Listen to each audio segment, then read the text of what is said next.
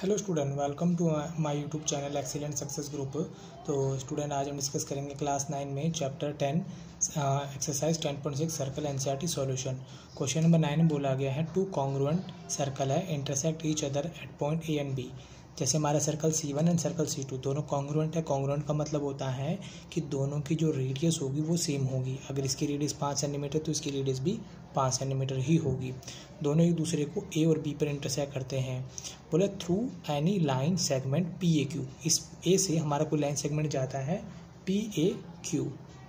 ठीक है, इस तरीके से PQ lie on a two circle P और Q, ये सर्कल पे लाई करते हैं, दूसरे सर्कल पे लाई करता है।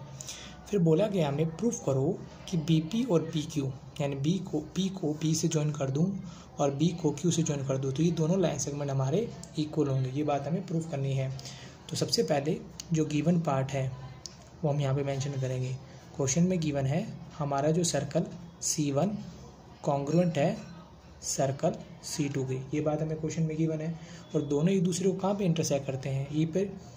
तो यहाँ मेरे A और B पे C1 and C2 intersect at point A and B।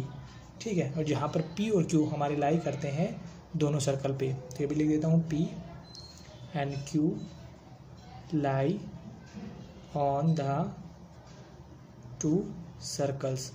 ये दोनों इन सर्कल पे लाई करते हैं और हमें टू प्रूफ करना है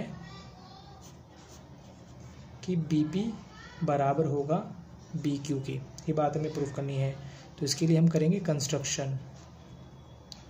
कंस्ट्रक्शन में मैंने क्या किया, जो हमारा पॉइंट O और O डैश है दोनों के सेंटर अलग अलग है, तो मैंने ज्वाइन कर दिया O को A के साथ, O को B के साथ, O डैश को A के साथ, O डैश को B के साथ। ठीक है, P को B के साथ और B को Q के साथ। ठीक है, जो कंस्ट्रक्शन मैंने पॉइंट लिखे हैं पहले मैं इनको यहाँ पे ज्वाइन कर देता हूँ। तो स्टूडेंट, मैंने यहाँ पे कंस्ट्रक्शन करके इन पॉइंटों को ज्वाइन कर दिया। O को A के साथ, O को B के साथ, O डैश को A के साथ, O डैश को B के साथ, P पॉइंट को B के साथ ज्वाइन कर दिया, P पॉइंट को Q के साथ ज्वाइन कर दिया। करने के बाद में हमें क्वेश्चन में बोला गया था शुरुआत में कि दोनों सर्कल कॉन्ग्रुएंट है। कॉन्ग्रुएंट है तो इनकी जो रेडियस होगी वो भी क्या होगी? सेम होगी। इसीलिए मैंने यहाँ पे OA, OB, O dash B, O dash A इनको किससे दिखाया? यहाँ पे RR से दिखाया है। तो यहाँ पे लिखता हूँ C1 कॉन्ग्रुएंट है C2 के, इस वजह से इनकी जो रेडियस होगी OA, OB, O dash A, O dash B चारों की चारों इक्वल होंगी क्योंकि ये रेडियस है कॉन्ग्रुएंट सर्कल की, रेडियस ऑफ कॉन्ग्रुएंट सर्कल। ठीक है, इस वजह से क्या होंगी? इक्वल होंगी। अब देखा जाए तो ये जो क्वाड्रिलेटरल बनेगा इसकी चारों साइडें इक्वल हैं। अगर कोई ऐसा क्वाड्रिलेटरल हो जिसकी चारों साइडें इक्वल हो तो उसे कहते हैं रोम्बस। तो ये बन जाएगा हमारा रोम्बस AOB O डैश। ठीक है, तो यहाँ लिखता हूँ मैं quadrilateral AOB O dash is rhombus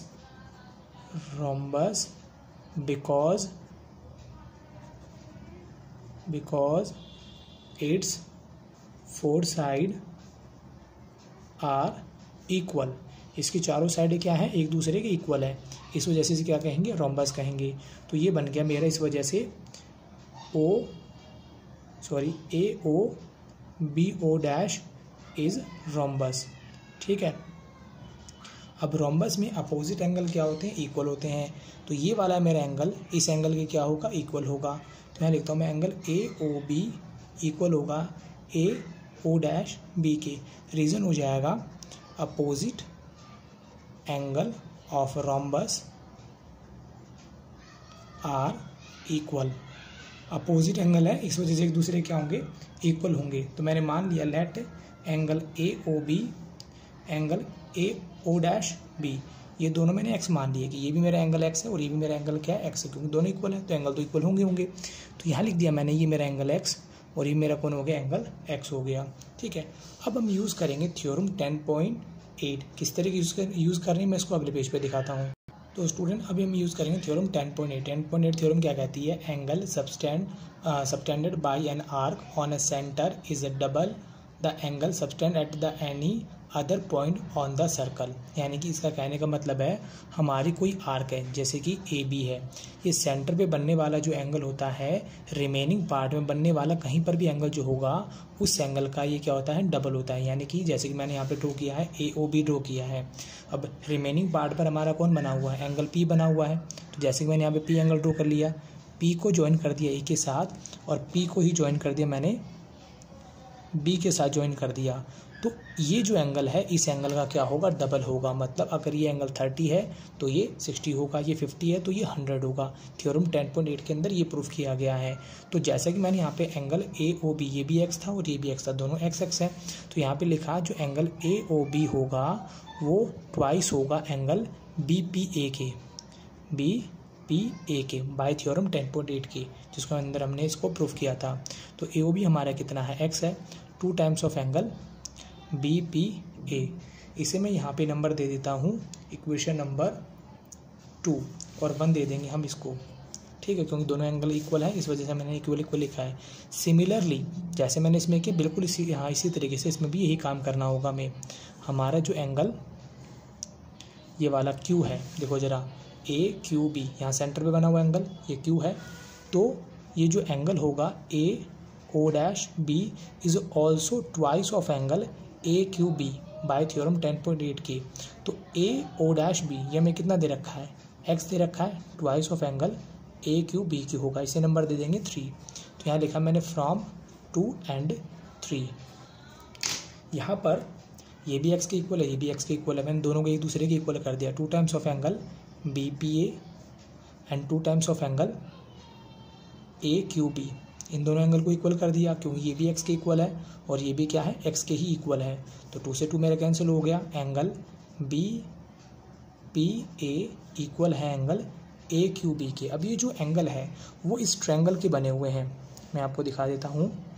ये पी, ये क्यू और ये बी, देखो ज़रा ट्रायंगल पी क्यू बी, ये वाला जो ट्रायंगल है मैंने इस ट्रायंगल को यहाँ पे ड्रॉ कर दिया, angle B P A, B P बीच में ए बना हुआ है, यानी कि ये वाला जो एंगल जितना है उतना ए क्यू बी हमारा ए क्यू बी, यानी कि ये दोनों एंगल के आगे एक दूसरे के इक्वल आ गए। अगर किसी ट्रायंगल में अपोजिट एंगल इक्वल होते हैं, 2 एंगल इक्वल होते हैं, तो उनकी अपोजिट साइड जो होती है, यानी क्यू के सामने कौन है बी पी और पी के सामने कौन है बी क्यू, ये दोनों एक दूसरे के क्या होंगी इक्वल होंगी।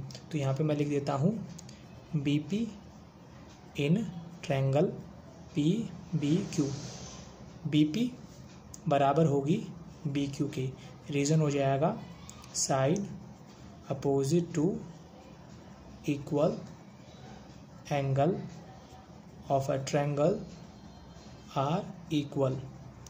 अगर एंगल इक्वल है तो अपोजिट साइड भी क्या होंगी इक्वल होंगी, और यही बात हमें क्या करनी थी प्रूफ करनी थी कि बी पी बराबर क्या होगा बी क्यू के, बी पी बराबर बी क्यू। और इसी के साथ हमारा क्वेश्चन नंबर 9 यहाँ पे कंप्लीट होता है। उम्मीद करता हूँ स्टूडेंट आपको क्वेश्चन समझ में आ गया होगा। अगर आपको वीडियो पसंद आए तो वीडियो को लाइक करें, शेयर करें, कमेंट करें और इस चैनल को जरूर सब्सक्राइब कर लें।